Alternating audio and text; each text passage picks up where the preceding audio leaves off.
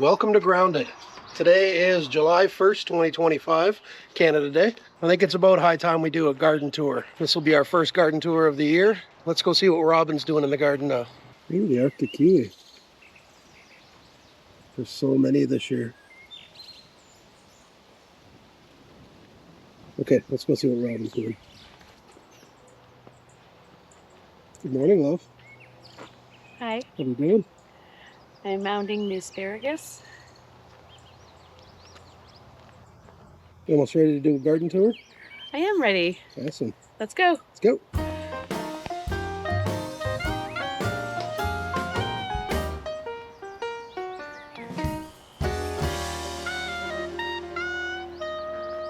So if you've joined us before last season for our garden tours, you're going to notice a couple of changes in the garden.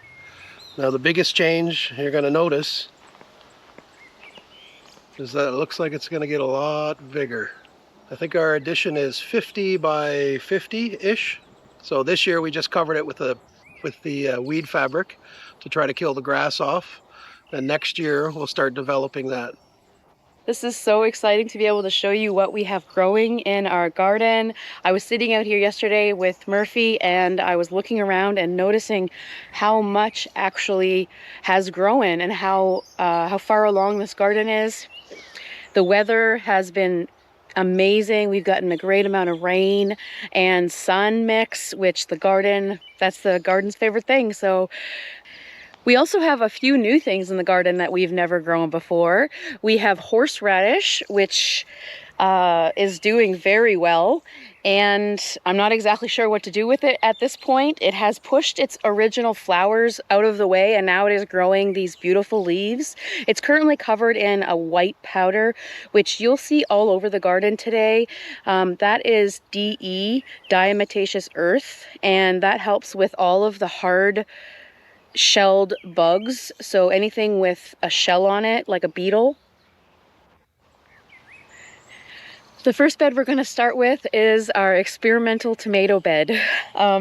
We have lots of other things in this bed. We are big fans of interplanting, and so we have not just the tomato plants in here, but we have marigolds. The slugs get attracted to the marigold plants instead of to the tomato plants, so that's why we have marigolds in here. We also have cabbage in here, just one, and we have beans growing up on this trellis here. Those beans are pretty tiny right now. I'm sorry, these are cucumbers. We have cucumbers growing up on this trellis here. There's the tomato plants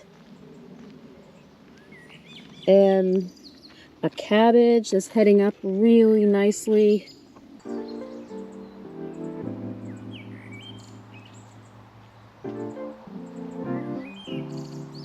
They're so beautiful. They're so beautiful. So this is our tomato test garden. This is where we grow all of our new varieties. We have 20 tomatoes, 10 different varieties. So we bought a batch of seeds this year and we planted them all, and we wanted to grow them all out to see how they did. And this came up. Now this is a corn poppy. I spotted the plant come up in this empty bed in the spring, and it looked somewhat familiar, and I love poppies, and I thought it might be a poppy, so we left it. And it turns out that one small poppy plant turned into this giant poppy plant with these beautiful poppies. So, favorite volunteer of the year.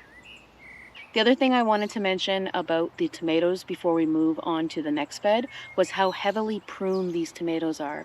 We've learned over the last couple of years that it's really important for there to be air circulation under and around these tomato plants.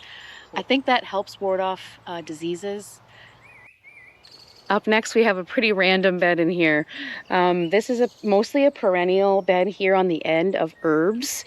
We have lemon balm, lavender, garlic chives, another lavender plant, and a weed, a sneaky weed. And we have some rosemary. We also have 4 eggplants and 2 or 3 cherry tomato plants and some more marigolds. This one is also another interplanted bed. We have more eggplant here, another couple more cherry tomatoes. We have lemon basil running in the middle, and we have gazanias running in the front here. The next bed we're going to look at is our San Marzano bed. This is our paste tomatoes. This is the ones we use the most at the end of the season. We do a lot of canning and salsas and stuff like that, so that's one of our most important beds. In front of the bed here, we've got a couple of peppers.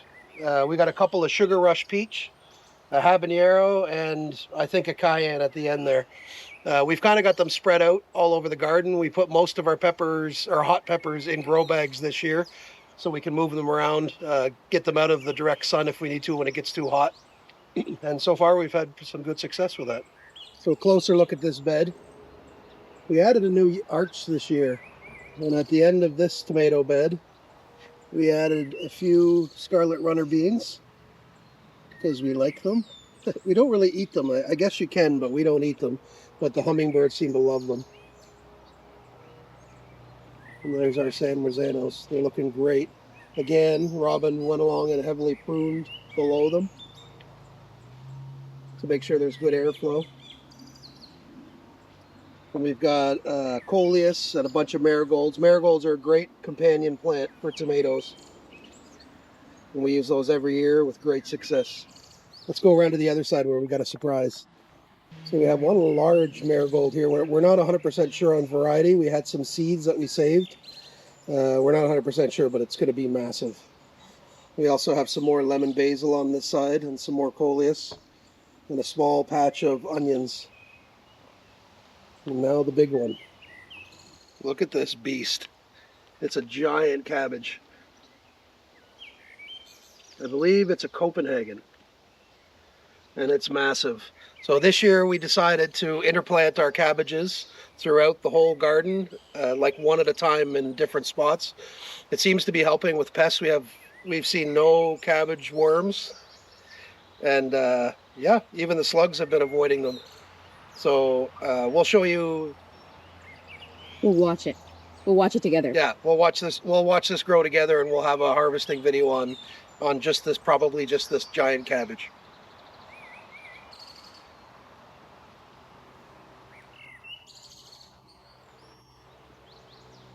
This is the next bed we're going to talk about today. This is the most interplanted bed we have in the garden, and we absolutely love this part of the garden. You guys have seen this in many different forms. It used to have a big arch through here. This bed, I think, was Three Sisters bed at one point. And so we'll talk about what's in this bed right now. We have our celery. We have 2 different kinds of celery in here. Our first succession of onions. Carrot bed. Pole beans. Egyptian walking onions. And thyme.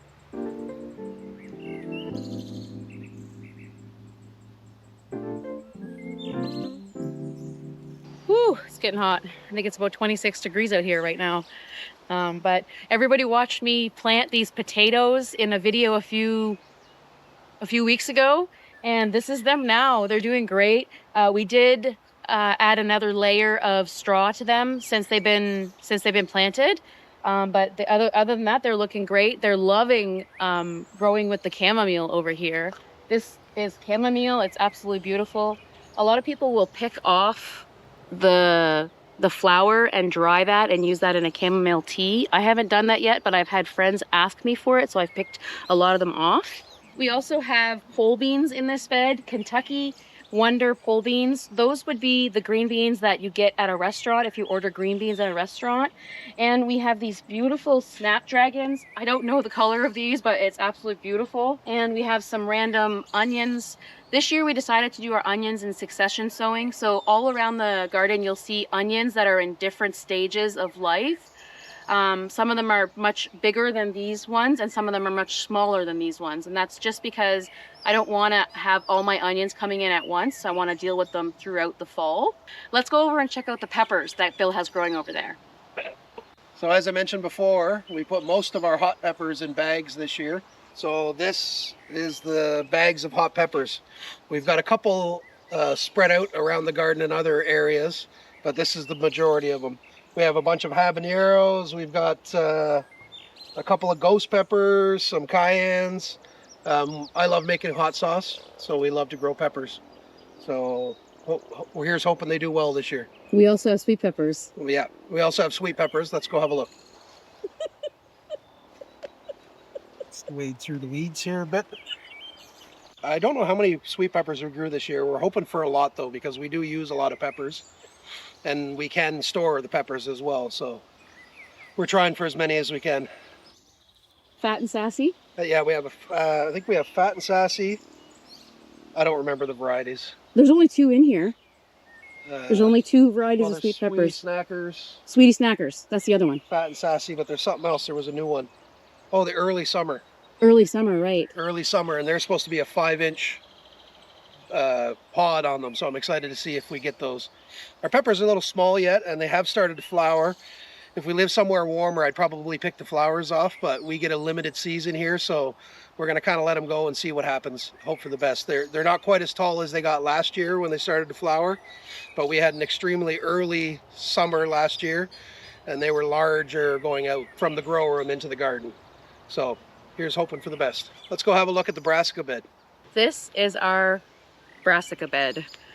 I'm not sure how much longer this bed is going to last because it is getting so warm out here, but it does have this insect fabric on it, which surprisingly helps with the shade in there. And I do plan, if these plants stay, I'm worried about them flowering because it's so hot, and if they go to flower, they won't mature. So I've got a whole bed dedicated to this, and if that happens, I'll just take all those and I'll put them into the compost and everything will be fine. But I'm really hoping that at least one of these crops are going to come out, and that is the cauliflower. So in this bed, I've got cauliflower, I've got purple kohlrabi, and I have some more cabbages in this bed. And I think there's also 4 peppers that Bill had put in here. Let's go take a better look. That is a stinging nettle. It's a medicinal plant, but we don't really want it in this bed. So what we do is we take a leaf off of here, go to the root of it, and pull that out like that. This next bed is kind of a mishmash bed. We've got a couple of new things this year. We're trying artichoke, which we've never done before. We have 3 artichoke plants that are doing very well. They seem to love this location. We've got a jungle of volunteer dill from last year, which Robin will be harvesting in the next couple of weeks. And we also have native. It's a mugwort. It's apparently a really good medicinal plant. We're not sure what for yet, but it was different. So we let it grow, and it's beautiful in the garden. We also have a couple of Chinese cabbage.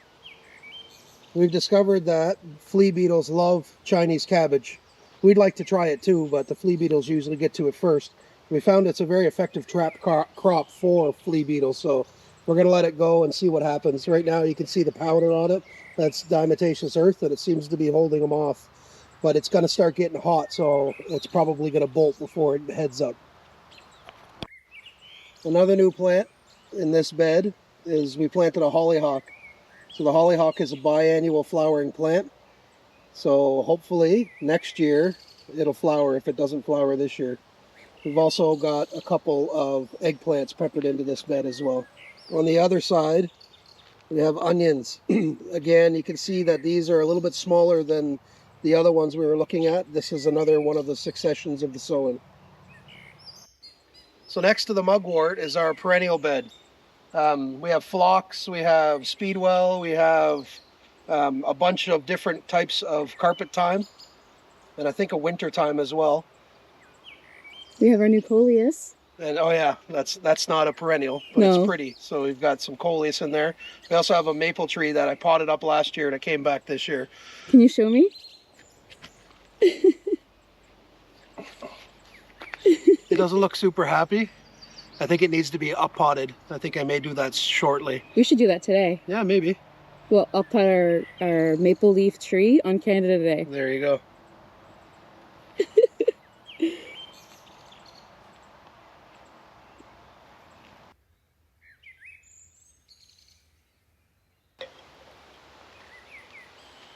On the other side of the perennial bed, we have our carrot bed.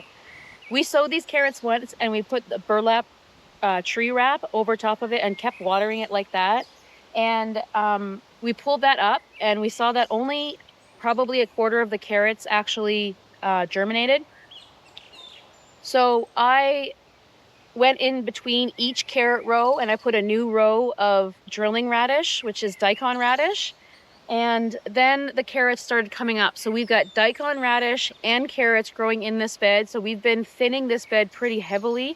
So I think that they're going to be fine. We also have 2 Copenhagen cabbage in this bed here. And then over here we have some more onions. These are blush onions. They're red onion. They get about 3 inches in diameter. And we have our yarrow over here. Let's go over the other side and take a good look. This is our little yarrow patch here. This is fixed berries. Summer berries. This is summerberries yarrow here, and you can see here it comes in so many different colors, from white to pink to off-white to beige.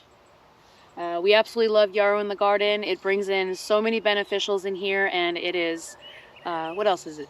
Prolific. Very prolific. It's prolific for sure. These are our delphiniums. Now, there's a little bit of a story behind these delphiniums. We planted these from seed in the grow room 3 years ago and put them out here in this bed and the bed in beside it. They were this big and they stayed that big for the first year. We had no idea how big they were actually going to get, but this is the 3rd year. And they're absolutely stunning. This is shades of blue delphiniums. I'm 5 feet. They're taller than me. It is absolutely wonderful. The hummingbirds fall in love with this. We've seen multiple hummingbirds on this plant. So if you want hummingbirds in your garden, please plant the delphinium. And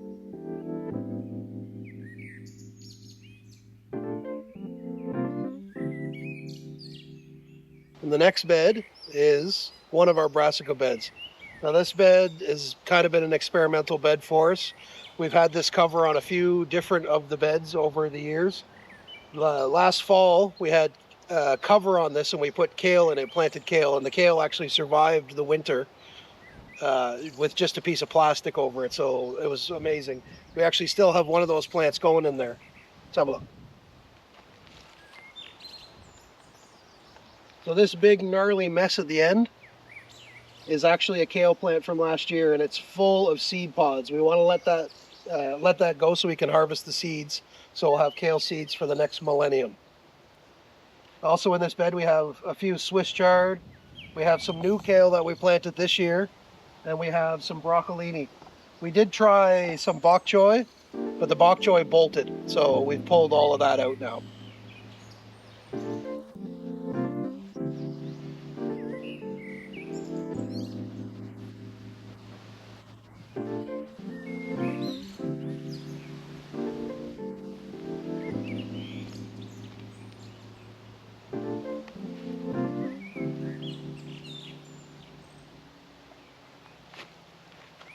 Thanks so much for joining us on this garden tour, and can't wait to see you on the next video.